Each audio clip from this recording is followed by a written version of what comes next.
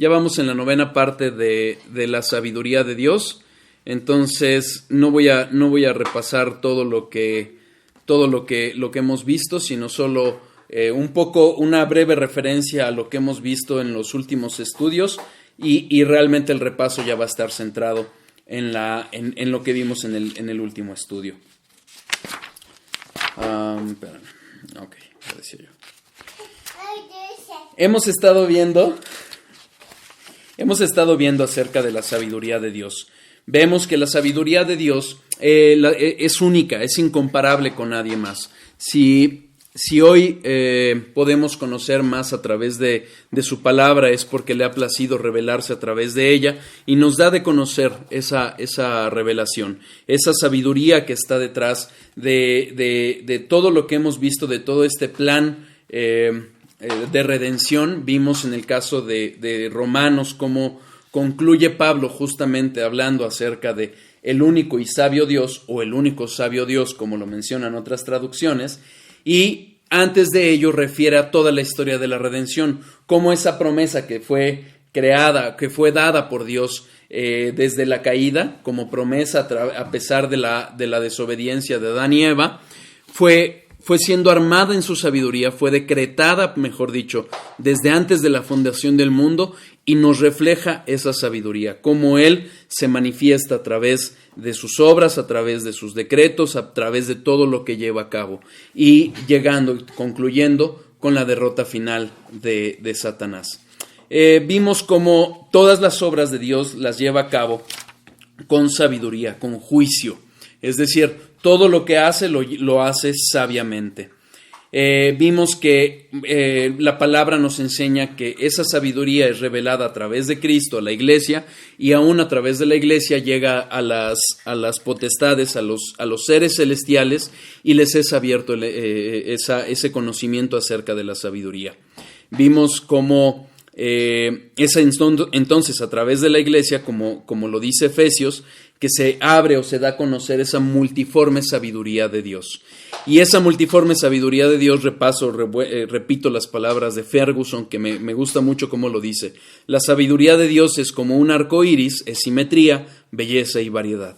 Él no pinta escenas simplemente en blanco y negro, sino que usa un derroche de colores de la gama celestial para mostrar la maravilla de su sabio trato con su pueblo. A través de la creación, a través de cómo libera a su pueblo, los seres celestiales y nosotros mismos los hombres pudimos ver el poder, las maravillas de Dios.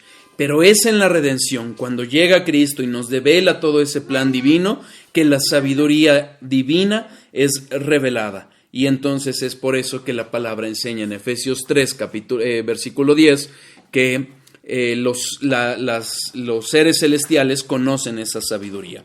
¿Qué es la sabiduría sino la acción omnisciente de Dios? Es decir, todo ese conocimiento llevado a la acción, ordenado perfectamente para el mejor fin, que según vimos es Dios mismo. Vimos también cómo, ahora sí ya en el estudio pasado, Charnock habla de que la sabiduría busca el mejor resultado a través de los medios más apropiados.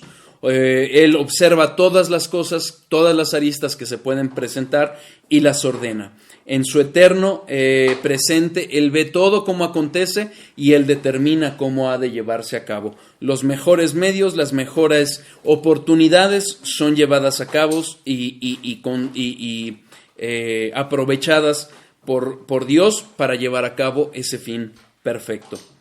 Y ese actuar o esa sabiduría implica la razón concreta o correcta, justa de llevar a cabo su perfecto conocimiento en acción. Vimos también cómo la sabiduría y el poder van de la mano, puesto que no solo es la habilidad de Dios para diseñar todo cuanto ha de acontecer, sino que además lo lleva a cabo por su poder. Y para ejemplo de ello, prácticamente todo el estudio pasado nos quedamos o estudiamos cómo se llevó a cabo el plan a través de José. Habíamos visto cómo Dios había prometido a Abraham que iba a sacar a su pueblo de Egipto después de la esclavitud, y vimos cómo Dios, aprovechando y diseñando todo lo que había de acontecer, lo llevó a la esclavitud, lo llevó usando la envidia de sus hermanos, de la esclavitud, de ser servidor de un oficial de Faraón, Potifar, lo llevó a la cárcel, de ahí lo llevó a Faraón. Con Faraón Dios mostró la sabiduría que le había dado a José y así lo puso al frente de toda la nación como gobernante y así preparó todo el escenario para traer a su pueblo a Egipto.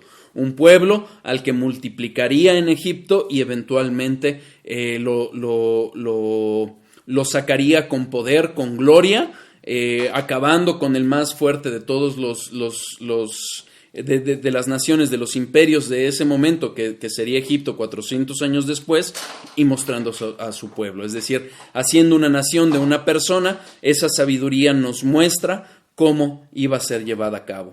Vamos a Génesis 50 para retomar la conclusión de donde partimos, donde nos quedamos el estudio anterior. Génesis 50, versículos 19 y 20.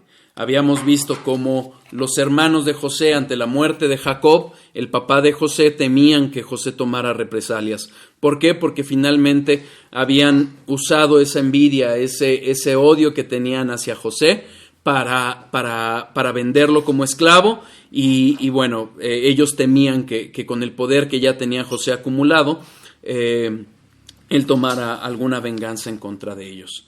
Pero fíjense lo que responde José. Y le respondió José: no temáis, ¿acaso estoy yo en lugar de Dios? Vosotros pensasteis mal contra mí, mas Dios lo encaminó a bien, para hacer lo que vemos hoy, para mantener en vida a mucho pueblo. Ese fue el plan de Dios. Él llevó a cabo toda esa obra, la diseñó desde antes de la fundación del mundo, para que llegara ese momento histórico, el tiempo cumplido, en que Dios haría una nación de un solo hombre, que sería Abraham, que se formaría en esos 400 años y salvaría a su pueblo. Por eso Tozer dice: Dios obra con impecable precisión porque Dios ve el fin desde el principio y nunca necesita retroceder. Él, en su infinita sabiduría, en su conocimiento pleno y perfecto de todas las cosas, diseña todas las aristas, y vemos cómo todo lo que en un momento podría parecer terribles cosas para José estaban dentro de un plan sabio, eterno de Dios. ¿Queda claro? No, creo que no estoy viendo comentarios, pero bueno, si no le escriben a Aritzi, tiene su teléfono a la mano. Ajá. Bueno, entonces estamos viendo cómo se desarrolla, cómo Dios nos muestra esa sabiduría a través de toda la palabra de Dios, y vemos cómo la lleva a cabo en esos casos concretos, en esas historias que nos va narrando la Biblia, y cómo finalmente, cuando volteamos atrás, vemos ese plan perfecto de Dios. Concluimos, y por eso tomé la historia de José, porque me pareció una que puede narrar en cierta forma corta, breve, cómo algo que parece tan complejo, con altibajos, tiene un fin diseñado por Dios. Y quizás por eso Tozer dice: tomamos la palabra ciencia, que significa conocimiento, y la unimos a la palabra omni, que significa todo, para crear omnisciencia. Tomamos la palabra potente y la unimos con la palabra omni para crear omnipotente. Pero cuando se trata de la palabra sabiduría, no se pusieron de acuerdo, refiriéndose a los teólogos, para formar una palabra tal que describa la sabiduría de Dios, porque Dios es sabio, es infinitamente sabio. ¿Por qué? Porque es Dios. Es perfectamente sabio, y no hay algo que de la misma forma en que armamos las palabras de omnisciencia o omnipotente nos pueda dar lugar en el caso de la sabiduría. Dios ha permitido que todo cuanto acontezca. ¿Por qué? Porque lo ha diseñado, y sabiamente, aún las peripecias que pasamos, los sufrimientos, las enfermedades, las muertes de seres queridos, tienen una razón de ser. Y así como somos coherederos de Cristo, de todas las preciosas riquezas, también somos coherederos de los sufrimientos. Fíjense, Romanos 8:17.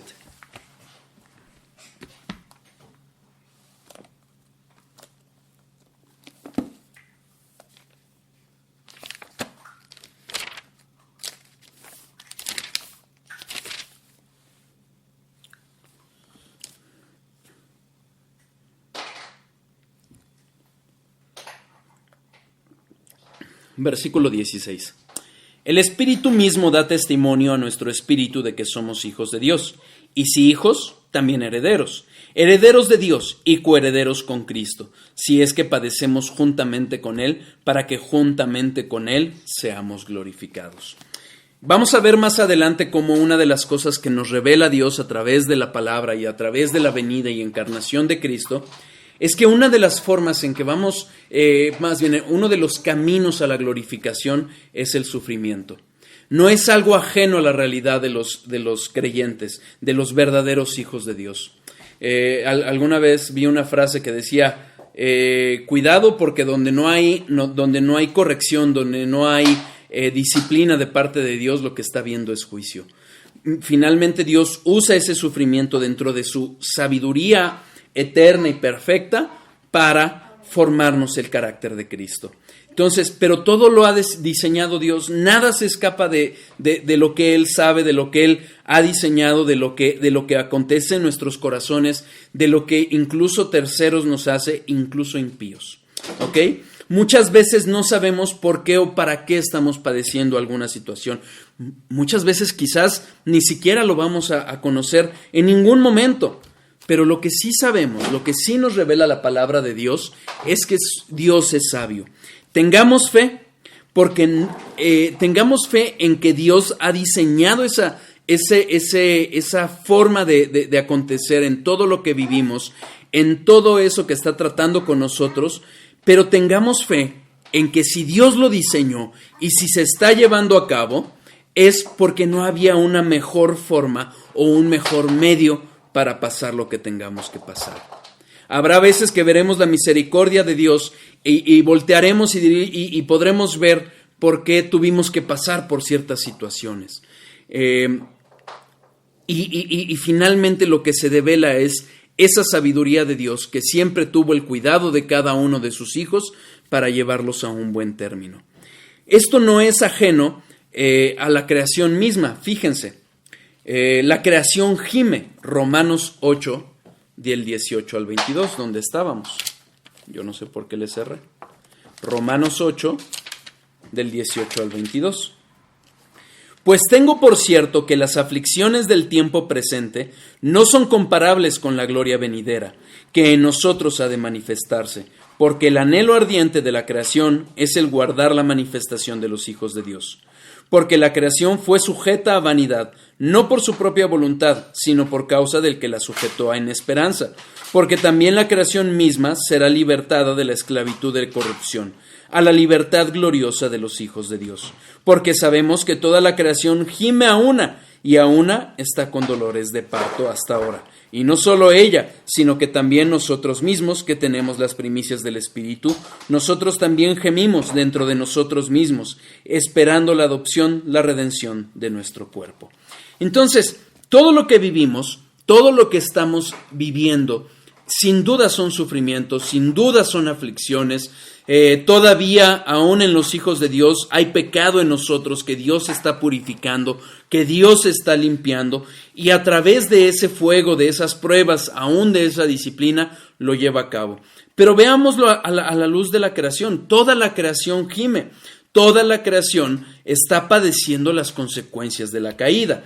Génesis 3, versículos 16 a 19. Génesis 3, versículos 16 y 19. ¿En qué momento estamos? En la caída. Acaba de caer Adán y Eva, son confrontados por Dios, y antes de darles la sentencia, en Génesis 15, les da el protoevangelio. ¿Recuerdan cuando hablamos acerca de ese primer evangelio, esa primera promesa que se da acerca de la venida de Cristo? Bueno, justo después de haber dado esa promesa, esa bendición, esa esperanza de la que Romanos mismo acabamos de leer está hablando, viene la sentencia, y esta es la sentencia. Génesis 3, del 16 al 19. A la mujer dijo: multiplicaré en gran manera los dolores de tu preñez. Con dolor darás a luz los hijos, y tu deseo será para tu marido, y él se enseñoreará de ti. Y al hombre dijo: por cuanto obedeciste a la voz de tu mujer, y comiste del árbol del que te mandé diciendo, no comerás de él, maldita será la tierra por tu causa. Con dolor comerás de ella todos los días de la vida. Espinos y cardos te producirá, y comerás plantas del campo. Con el sudor de tu rostro comerás el pan hasta que vuelvas a la tierra, porque de ella fuiste tomado, pues polvo eres y al polvo volverás. La obediencia había traído la promesa de la vida eterna. Pero, ¿qué es lo que sucede? Peca el hombre y entonces toda esa creación que había sido sujeta en obediencia al hombre, se rompe ese orden. ¿Y qué es lo que sucede ahora? Si iba a trabajar, el trabajo no es consecuencia de la caída. Desde antes de la caída Dios había ordenado a Adán trabajar, pero sí el sufrimiento, sí el sudor y la creación misma, esa caída, ese rompimiento del orden perfecto de Dios, es de lo que Pablo en Romanos 8 habla que gime. Esa gloria, fíjense, regresamos a Romanos 8. Esa gloria venidera que debemos de tener presente es la glorificación de los hijos. ¿Recuerdan? Aquellos que son llamados son justificados, y aquellos que son justificados son santificados, y los santificados son glorificados. Es la resurrección de los hijos de Dios para gloria eterna. Algo que ni siquiera, de verdad, creo que nos podamos siquiera imaginar, porque va a ser estar en la presencia de Dios. Claro, obviamente esta gloria estamos hablando para los hijos de Dios, pero para los que no son hijos de Dios, para los que se rehúsan recibir a Cristo como único Señor y Salvador, para ellos es una resurrección de condenación. Pero fíjense cómo habla de que esta creación fue sujeta a vanidad. Dice en el versículo 20, porque la creación fue sujeta a vanidad, no por su propia voluntad, sino por causa del que la sujetó en esperanza. Esa vanidad quedó sujeta por el pecado.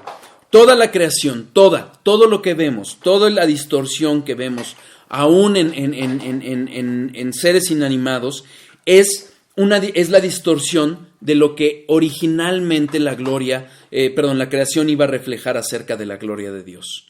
Pero hay una promesa, ¿cómo? ¿Cómo en seres inanimados?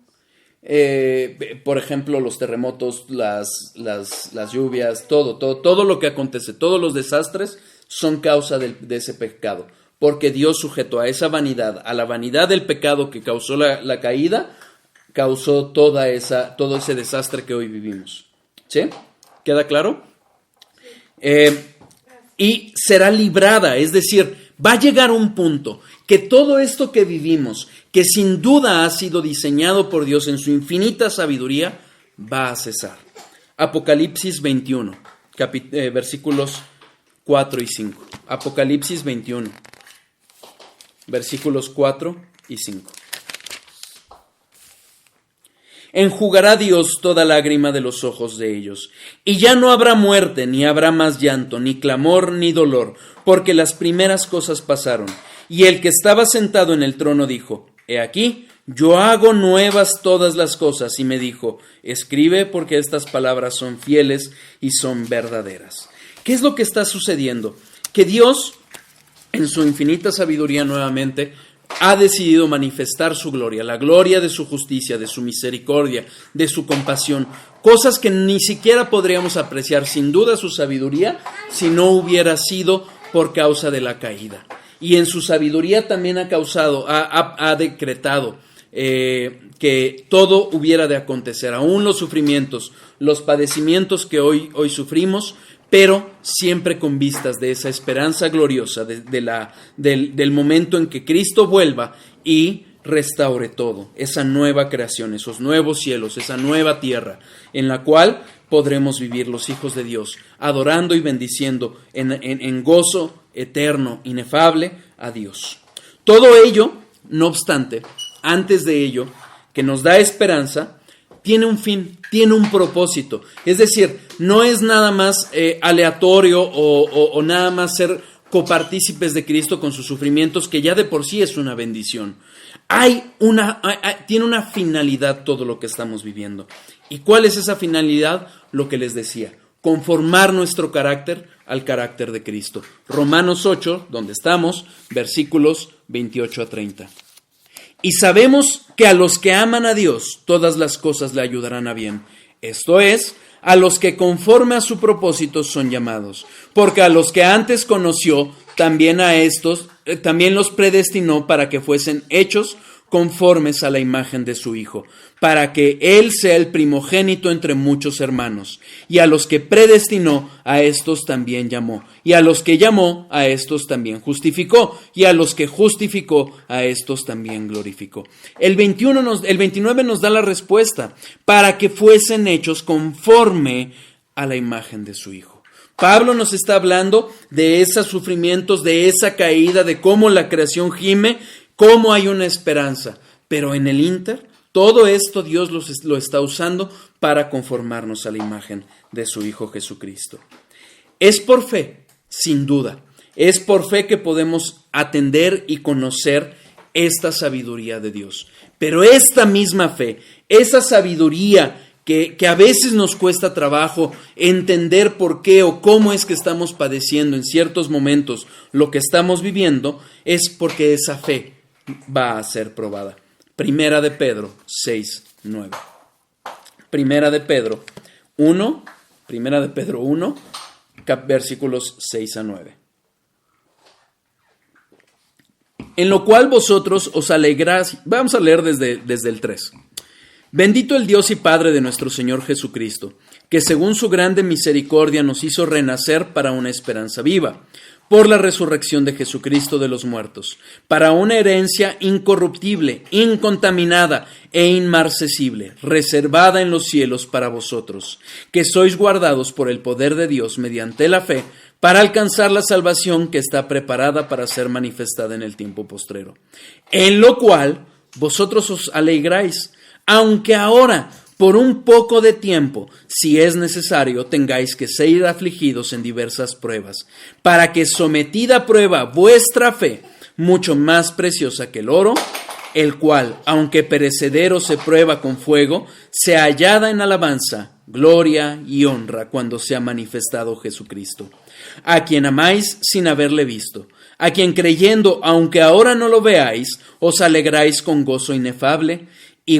glorioso, obteniendo el fin de vuestra fe, que es la salvación de vuestras almas. ¿Qué es lo que sucede? Sin duda, en este mundo nos cuesta trabajo entender cuando vemos padecer a un hijo, cuando vemos perder un trabajo, cuando vemos morir a un ser querido, pero finalmente tenemos esa esperanza firme, pero va a ser probada. Va a ser probada la fe de que Cristo va a volver, de que somos salvos, esa esperanza, esa fe, que va a ser perfeccionada, va a ser probada. Decía Albert Martin, un predicador bautista reformado de Estados Unidos, decía, qué terrible sería llegar al momento de la muerte o del regreso de Cristo y ver que nuestra fe era falsa. Por eso también es una bendición lo que sufrimos dentro de la sabiduría de Dios para comprobar que esta fe que estamos pasando es una fe, estas aflicciones que nos hacen, que vivimos, y que la fe nos hace mantenernos firmes, es una fe verdadera, auténtica, centrada en las cosas eternas que nos prometió Dios. He de ahí la oración de Pedro a quienes les dirige esta misma epístola. En la primera de Pedro, vamos al capítulo 5, en los versículos 6 a 10. Humillaos pues bajo la poderosa mano de Dios, para que Él os exalte cuando fuere tiempo, echando toda vuestra ansiedad sobre Él, porque Él tiene cuidado de vosotros. Sed sobrios y velad, porque vuestro adversario el diablo, como león rugiente, anda alrededor buscando a quien devorar, al cual resistid firmes en la fe, sabiendo que los mismos padecimientos se van cumpliendo en vuestros hermanos en todo el mundo.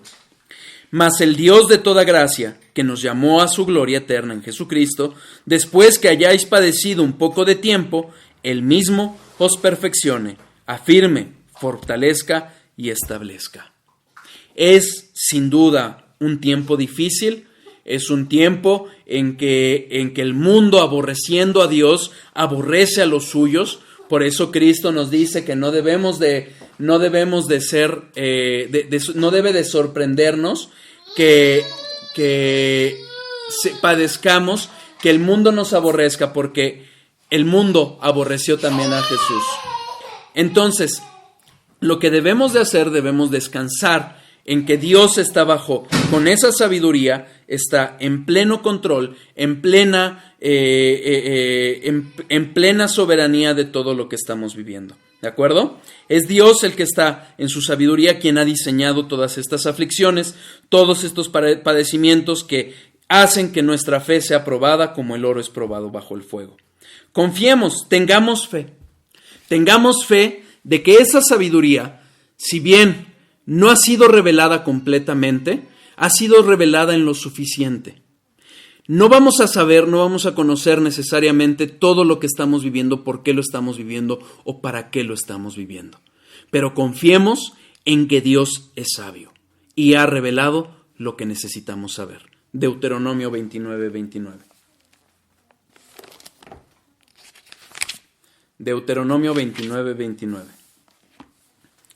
Las cosas secretas pertenecen a Jehová nuestro Dios, mas las reveladas son para nosotros y para nuestros hijos para siempre, para que cumplamos todas las palabras de esta ley.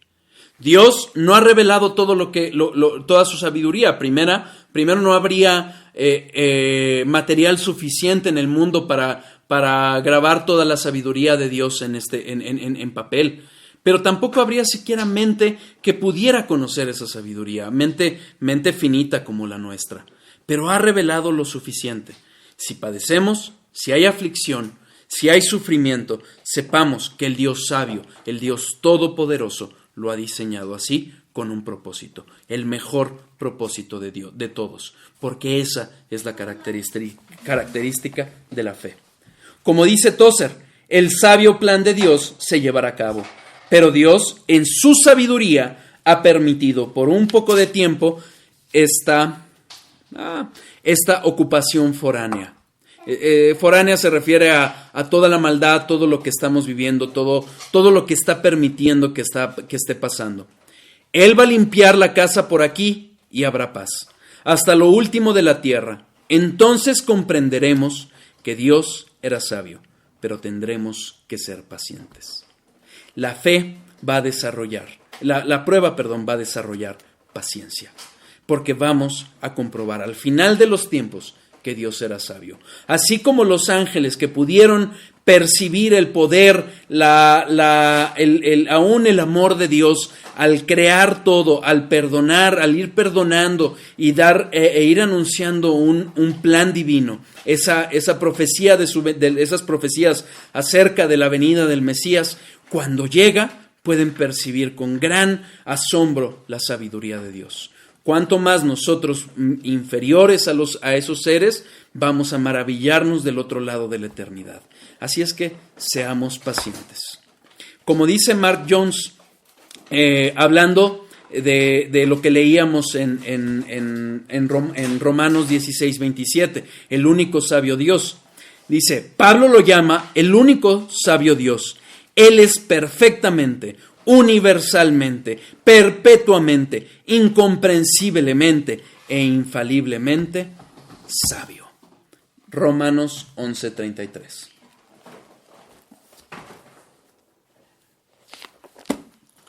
Romanos 11:33.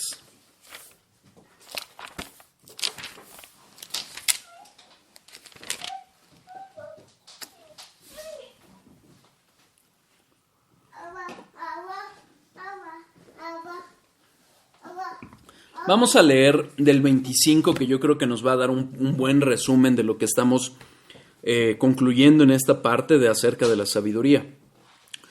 Porque no quiero, hermanos, que ignoréis este misterio, para que no seáis arrogantes en cuanto a vosotros mismos, que ha acontecido a Israel endurecimiento en parte, hasta que haya entrado la plenitud de los gentiles. Y luego todo Israel será salvo, como está escrito: vendrá de Sión el libertador, que apartará de Jacob la impiedad. Y este será mi pacto con ellos cuando yo quite sus pecados. Así que, en cuanto al Evangelio, son enemigos por causa de vosotros, pero en cuanto a la elección, son amados por causa de los pobres. Porque irrevocables son los dones y el llamamiento de Dios. Pues como vosotros también en otro tiempo erais desobedientes a Dios, pero ahora habéis alcanzado la misericordia por la desobediencia de ellos, así también estos ahora han sido desobedientes, para que por la misericordia concedida a vosotros, ellos también alcancen misericordia. Porque Dios sujetó a todos en desobediencia para tener misericordia de todos. Fíjense cómo Pablo, en forma resumida, después de narrar cómo se manifiesta el pecado, cómo todos los hombres son pecadores, judíos y gentiles, cómo ese pecado está en nuestra naturaleza y cómo se va develando ese plan misericordioso de Dios, esa sabiduría en que Él mismo ha decretado todo cuanto ha de acontecer con Israel y con el Israel espiritual, que concluye. Versículo 33. Oh profundidad de las riquezas de la sabiduría y de la ciencia de Dios. Cuán insondables son sus juicios e inescrutables sus caminos. Eso es algo que nos debe de despertar en nosotros. Ese maravillarnos de la sabiduría de Dios, sin duda, siempre de la mano de su poder, de su amor, de su misericordia.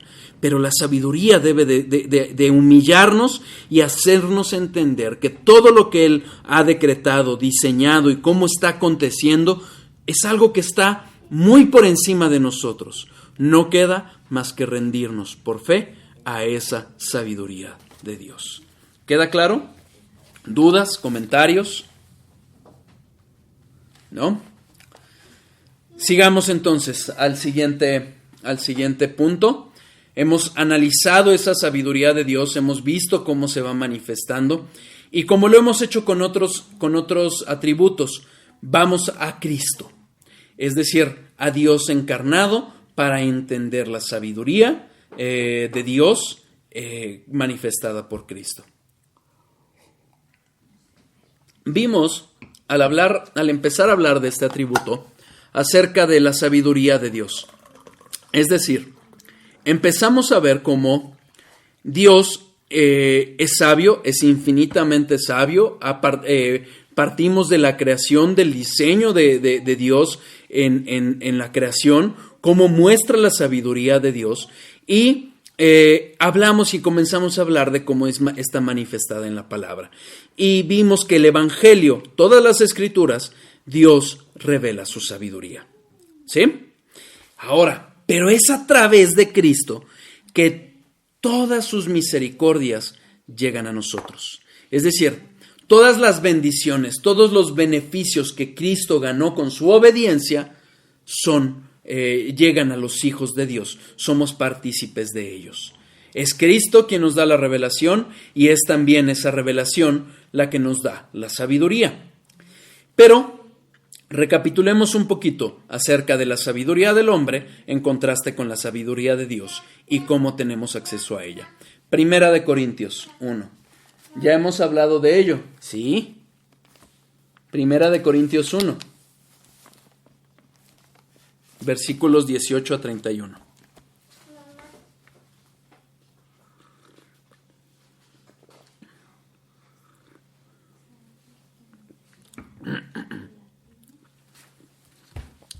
Primera de Corintios 1, versículos 18 a 31.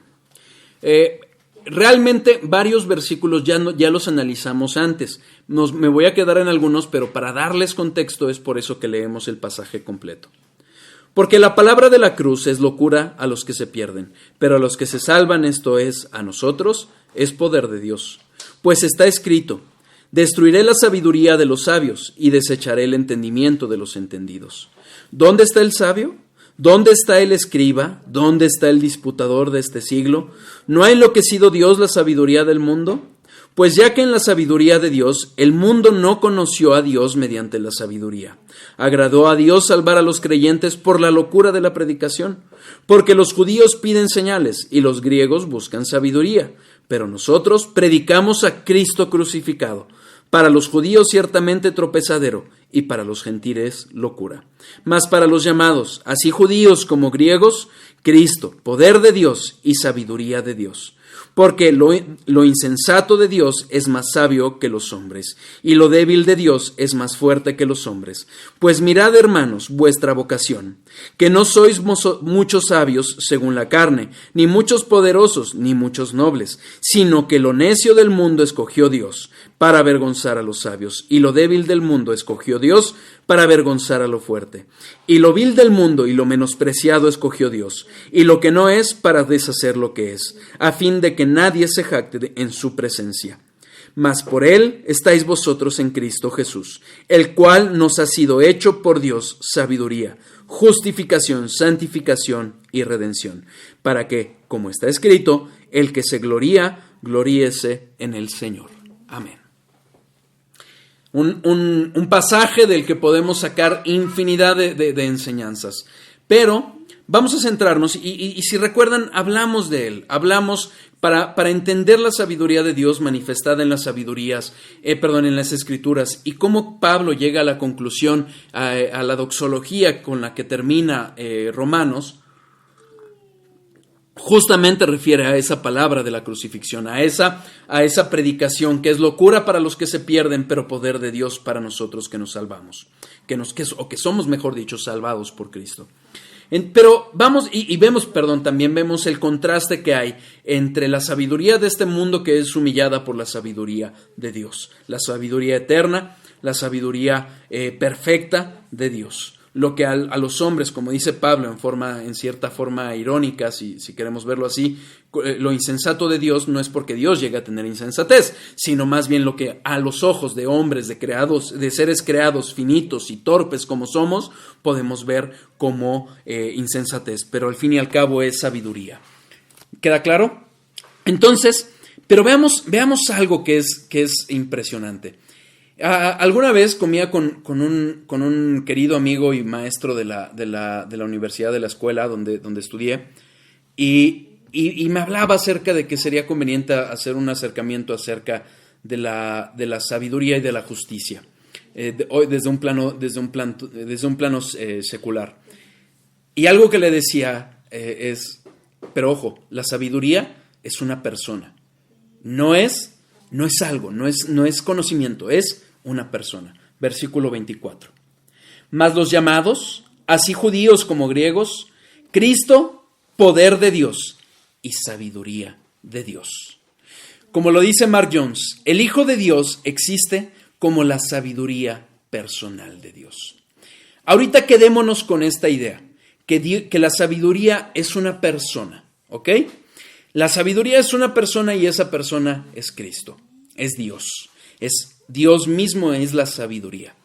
Más adelante, después de ahondar un poquito en cómo accedemos a esta sabiduría que es Cristo, vamos a entender cómo Cristo es la personificación de la sabiduría. Pero ahorita nos quedamos con esa idea. Fíjense algo. Es en Cristo que recibimos la sabiduría de Dios. Versículo 30. Mas por Él estáis vosotros en Cristo Jesús. Es decir, la unión con Cristo, el cual nos ha sido hecho por Dios sabiduría, justificación, santificación y redención. Esta parte es un poco compleja, pero vamos a buscar desmenuzarla para entender mejor la sabiduría, cómo es personificada por Cristo y cómo Dios termina siendo sabio. En un sentido, este hecho de que Cristo nos es hecho sabiduría es en el sentido de que los secretos, los misterios, los propósitos que Dios había diseñado y decretado desde antes de la fundación del mundo nos son develados a través de Cristo. Como lo dice John Owen, a través de Cristo podemos discernir la sabiduría de Dios que nos estaba oculta.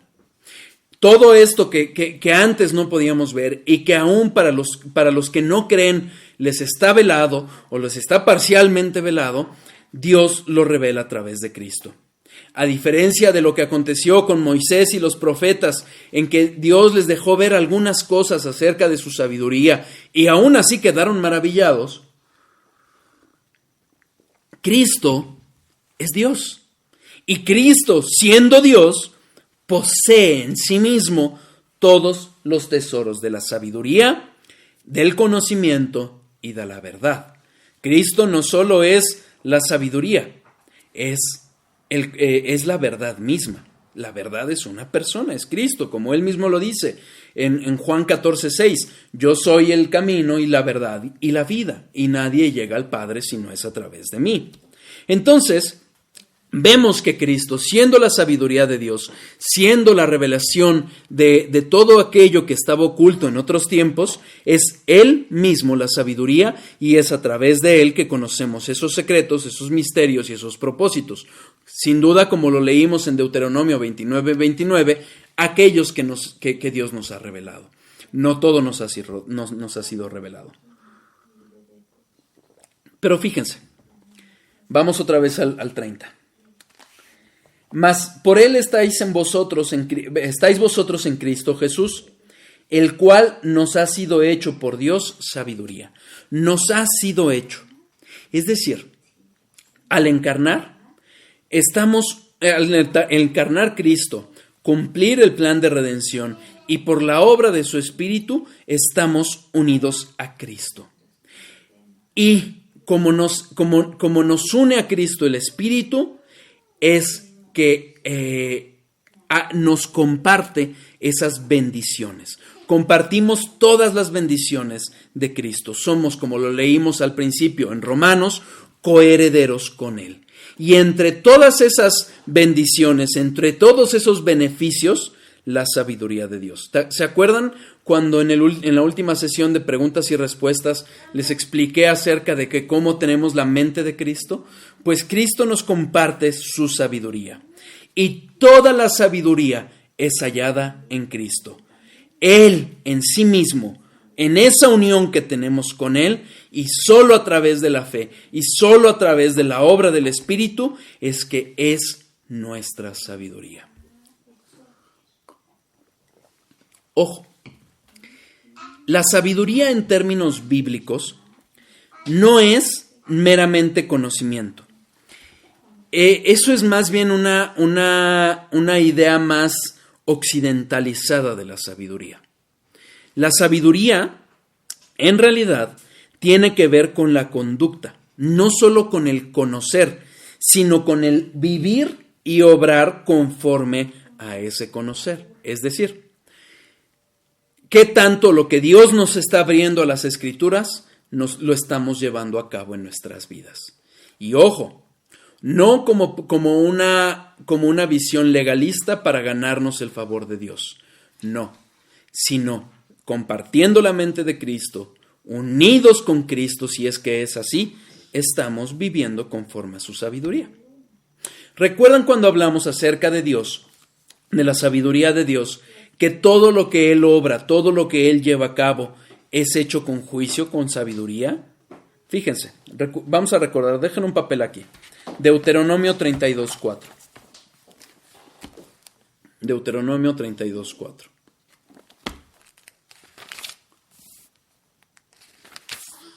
Después de ver Moisés todo lo que había hecho con su pueblo, cómo lo había liberado, lleva a cabo este cántico.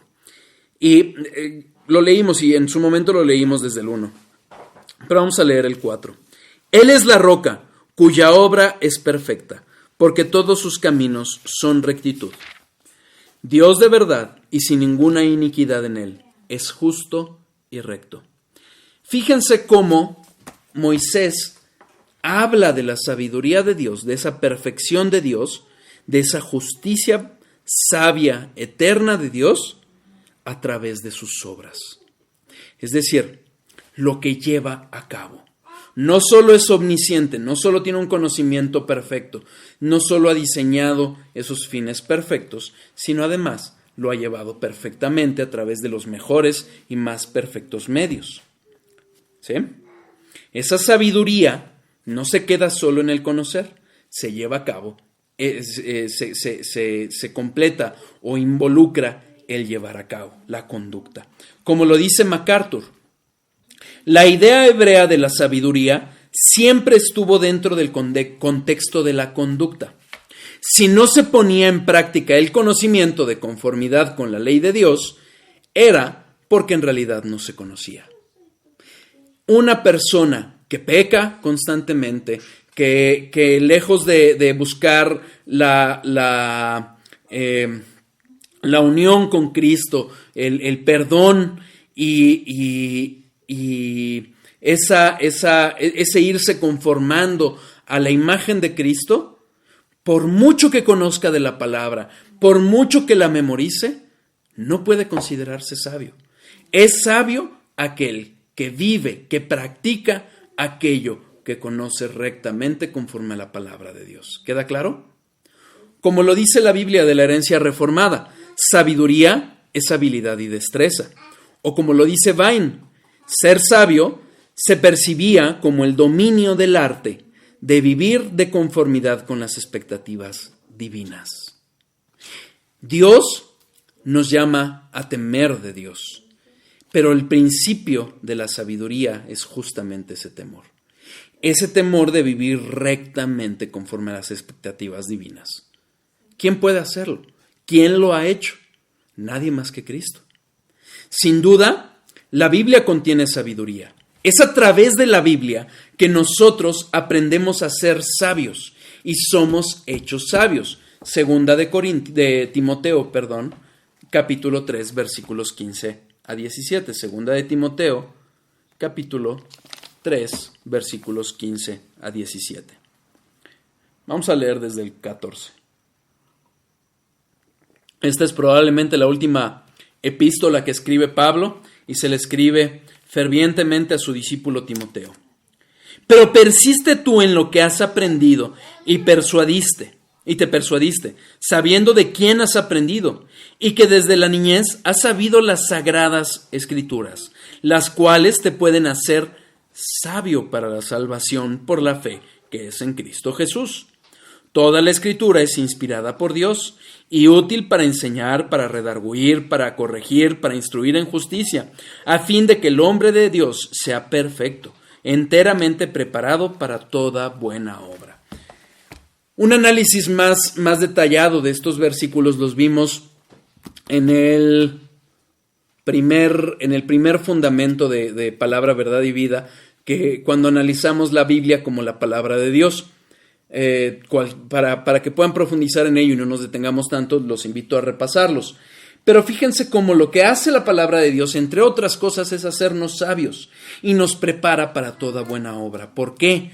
Porque la sabiduría de Dios va siempre de la mano con la conducta. La sabiduría en el sentido bíblico siempre va de la mano con la conducta.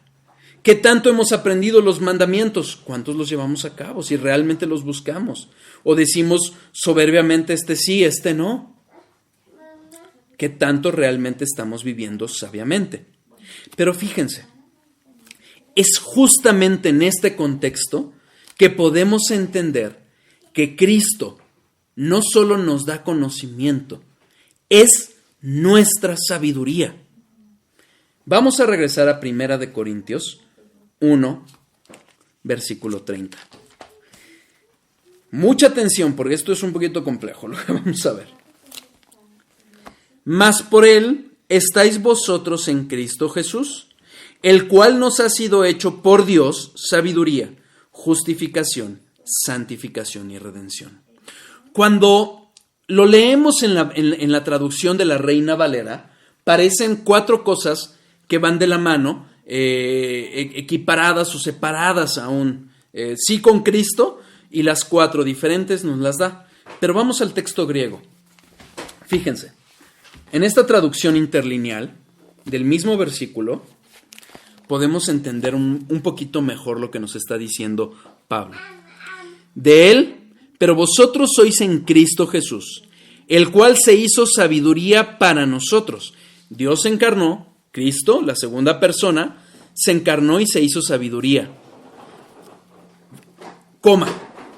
De Dios, justicia. no solo, sino también santificación y liberación o redención. Lo vuelvo a leer. Ahorita se los voy a leer en otra versión para entenderlo más claro. Pero vosotros sois en Cristo Jesús, el cual se hizo sabiduría para nosotros, de Dios justicia, no solo, sino también santificación y redención. Fíjense cómo lo dice la versión de la Nueva Versión Internacional, que lo deja un poquito más claro. Primera de Corintios 1.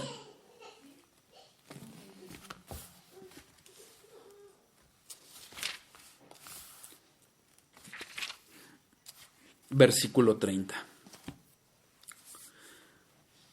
Pero Jesús, a quien Dios ha hecho nuestra sabiduría, y aquí viene entre guiones largos, es decir, nuestra justificación, santificación y redención, para, como está escrito, si alguien ha de gloriarse, que se gloríe en el Señor.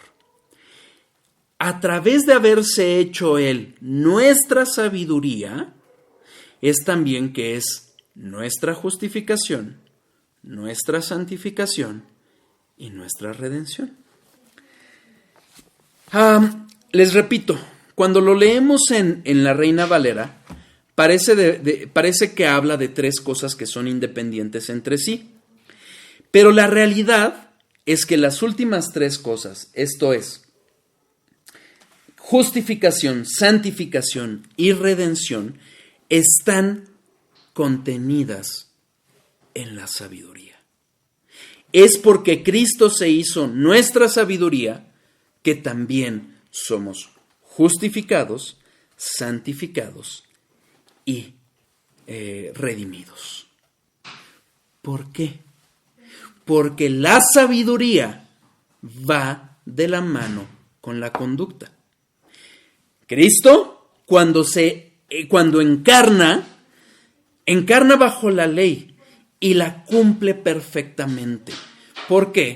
Porque su sabiduría perfecta la lleva a un cumplimiento perfecto, a una vida de conformidad con la ley de Dios. ¿Queda claro?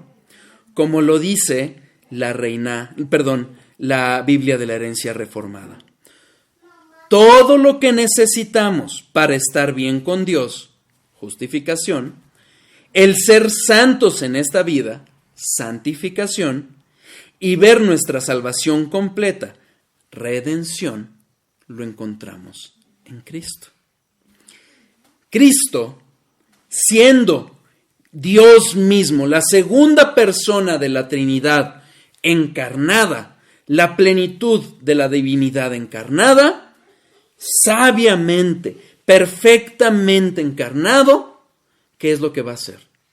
Va a vivir sabiamente. Y sabiamente vivió sin pecado. Sabiamente vivió sin mancha, sin nada que se le pudiera reprender. Él es perfecto, no solo en cuanto a lo que sabe, sino en cómo lo vivió. Y gracias a que vivió perfectamente y somos imputados con su vida activa de obediencia, es que en Él somos justificados, a través de Él somos santificados y en Él somos redimidos perfectamente. Por eso volvemos a leer con más claridad lo que dice el versículo 30. Mas por Él estáis en Cristo Jesús, el cual nos ha sido hecho por Dios sabiduría y por ende justificación, santificación y redención. Todo ello está envuelto en la sabiduría de Dios encarnada. Hemos de ser conformados a la imagen de Cristo, vivamos conforme Él lo ha revelado. ¿Queda claro? Espero que sí. Primero Dios, el próximo estudio vamos a entrar al versículo 31, en donde vamos a entender la conclusión a la que llega Pablo justamente después de esta sabiduría. ¿Queda claro? Espero que sí, hermanos. Ya llegamos al minuto 55. Yo creo que ahí lo detenemos porque no vamos a poder terminar la idea. Entonces, voy a detener las grabaciones.